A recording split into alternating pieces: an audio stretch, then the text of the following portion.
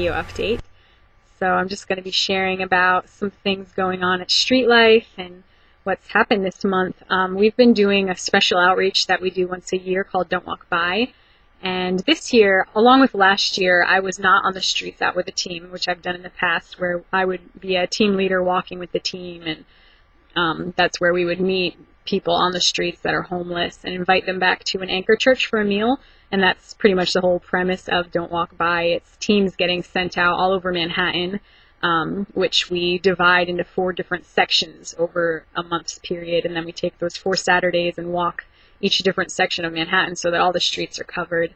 And these teams also will peek down in the subway stations and invite homeless men and women that they meet to come back to a church for a meal, where they'll also receive medical care and resources to either get into a shelter or a rehab if that's what they need, or some type of program. So it's a really awesome outreach, and our team loves doing it each year, and it is exciting to see so many people come together. It's a whole bunch of churches and ministries that do this, and it's good too for those who aren't in full-time ministry.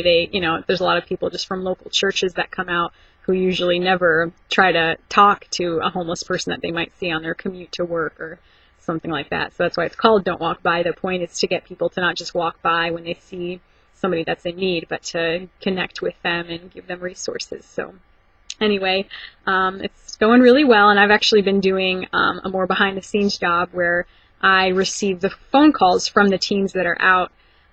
They call Bobby or Glenn on our team, and then they'll bring us the location. And I have, with Doug, I've been doing it with a pastor that we know. We have these maps in front of us, and we'll look through and then call up a van that's in a certain section and send them out to pick up those people that were met by the team. So we're the dispatch end, which is kind of neat because I get to see all the numbers of those who are engaged on the street and then who are coming back for each night. So that's been cool. It's a different side of it. And I do miss the one-on-one, getting to meet and talk with the men and women, but, I get to do that all the time. So going to Tompkins and doing the prayer stations. So it is a blessing to serve and be a part. And there's so many different jobs. There's a hospitality section. They have those that serve the food downstairs, and people running around doing all different types of things. So it's really neat seeing the body take all these different parts to get men and women off the streets, especially in these very cold nights that we've had. So that's been great. And then something else that happened this month, I was very encouraged this past Tuesday to have a few people from Grace and Peace, my home church, come and visit us out at Tompkins Square Park. They came to serve with us for the day. Just this past Tuesday, it was Barry Mall and Gabrielle Accolino and Nate Huber from Grace and Peace. So that was a huge blessing to us, because along with having your prayers and your support, we would also love to have you come and serve for a day, either at Tompkins or at a prayer station. And Barry kept saying, wow, this is so much better than just reading a newsletter, because he got to do it with us and see what it's really like, see the location. And they also came back to help clean up and got to see some more behind-the-scenes stuff that our ministry does too. So that was such a blessing, and they encouraged us also, so I was thankful to have them.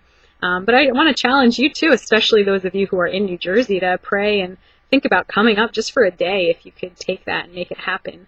And I'm sure it would help even in your praying for us, just to meet some of the faces that are out at Tompkins and see the facility here, what's going on and what we're doing. So I would love to have that. You're welcome anytime. You could just email me or Facebook me or whatever. So yeah, be thinking about that.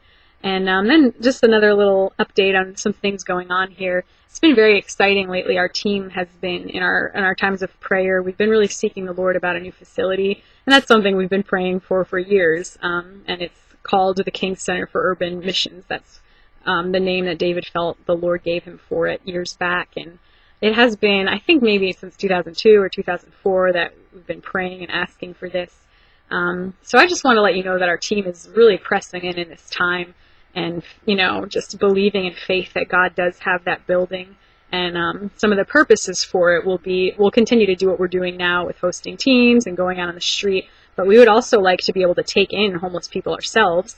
Some of the men and women that we're meeting out there that we have relationship with, we would love to invite them to, be a part of us and have a place for them to stay.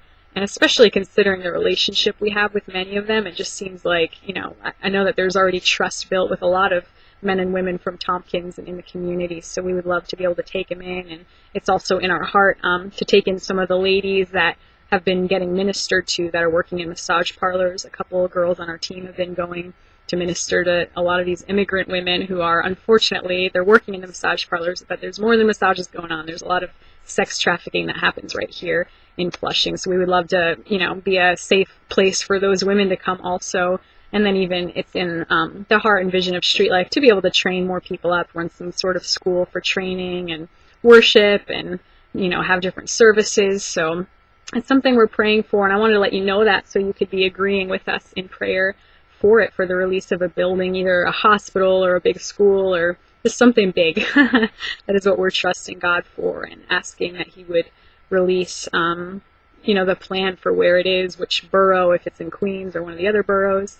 And we're really sensing that, the time is now, and we are contending and believing in faith that it is in God's heart to do that. So I covet your prayers for that. And also for me personally, I'm so thankful for you to continue to pray just for direction and wisdom for me, and that I continue to yield to the Lord and walk in His strength, and especially for our times on the streets, to know that your prayers have so much power, and that they are, bringing in that harvest in this city. So thank you for praying and for being a part of my team. I pray you'd be blessed. Enjoy the rest of your day, and feel free to contact me. I'd love to hear from you, and let me know how I can pray for you too.